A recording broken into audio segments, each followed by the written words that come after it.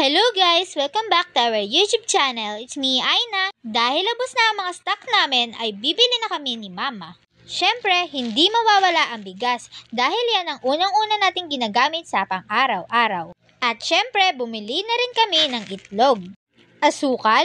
Dahil konti lang ang budget namin ni Mama, kumuha na kami ng gagamitin sa pang-araw-araw. At siyempre, Colgate. Mga sabong panlaba, Downy,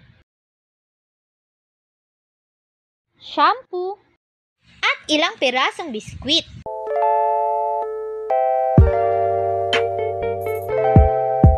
Kumuha na rin kami ng kape.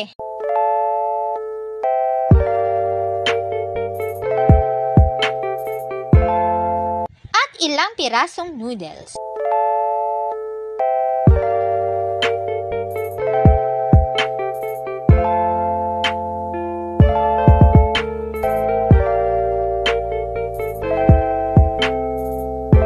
At ang pinakahuli ay mantika dahil kailangan rin yan sa pang-araw-araw. Tapos na kaming mamili guys, pauwi na kami.